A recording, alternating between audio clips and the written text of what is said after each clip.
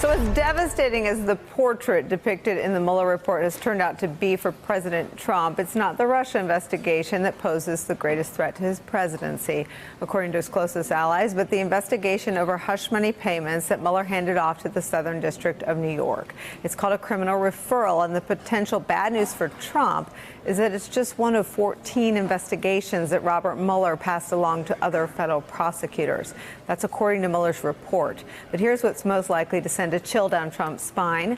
12 of the 14 criminal referrals listed are completely redacted, which means the prospect of untold scrutiny and even more indictments may still be looming over this White House. Joining our conversation, Vanity Fair senior reporter and MSNBC contributor Emily Jane Fox. No one knows more than you about the president's favorite spinoff, the Cohen case. And he was tweeting yesterday, you were covering him. Take us inside the Cohen story yesterday. So Cohen was mentioned, I think, more than 65 times in the report, which is a stunning thing. It was among the most mentions of anybody in the report.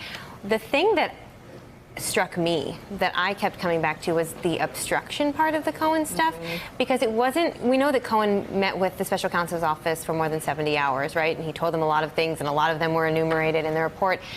But what was in there about obstruction had nothing to do with what Cohen told them. It was what happened in plain sight. It was the tweets calling Cohen a rat, basically saying Paul Manafort's not a rat because he's not flipping, but Cohen's a rat because he is flipping. And the report pretty much determined that these were obstructions of justice that just happened in plain sight. And from my reporting and conversations I was having yesterday, it seemed like Cohen was fairly happy that he played a part in this and that his testimony was taken seriously and that the special counsel's office seemed to find him to be credible. But at the end of the day, in 17 days, he is reporting to federal prison, and he is the only one who is involved in the hush money scheme, who is going to prison. A number of people in the Southern District of New York were given immunity. The president so far has not been touched. His son, Don Jr., who signed one of the checks, at least one of the checks, nothing has happened to him. And so I think he feels like there's been a grave injustice where he is paying the price and no one else involved is doing any time. Two things struck me about Cohen that I wanted to ask you about. One, there were questions, but mostly based on the way the Republicans abused him during his congressional testimony about his credibility.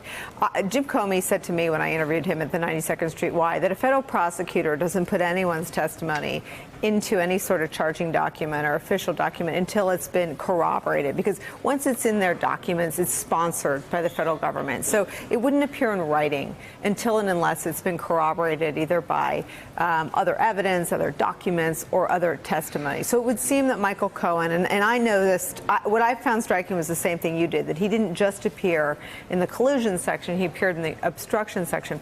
Was he surprised that Donald Trump Jr. was never charged in the Mueller investigation? I think that there was a level of surprise and a level of almost disappointment because he was involved in all this. You're getting a little bit of a different read. There was outrage after the Mueller. Well, what did Don Jr. do? Did he go to Mueller? I don't know. I don't have that information. I don't have that. But do you know? I don't believe so.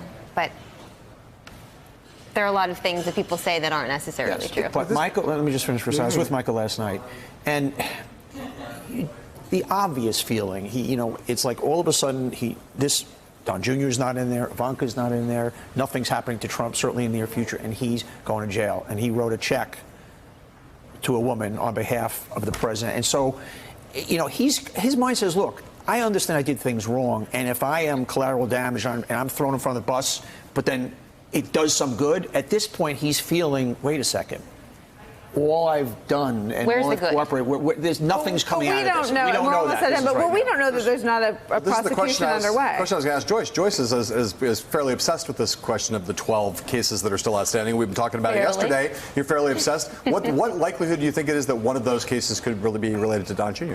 I think it really has to be, right? And exactly this set of facts that you're talking about, this campaign finance crime, We know that Trump said that anything that got into his finances would be a red line. Presumably that would also include his payments to women. There's a little bit of advice that Mueller gives the Southern District of New York in this report, right?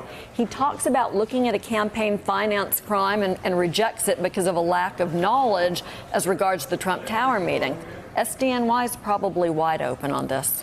Hey there, I'm Chris Hayes from MSNBC. Thanks for watching MSNBC on YouTube. If you want to keep up to date with the videos we're putting out, you can click subscribe just below me or click over on this list to see lots of other great videos.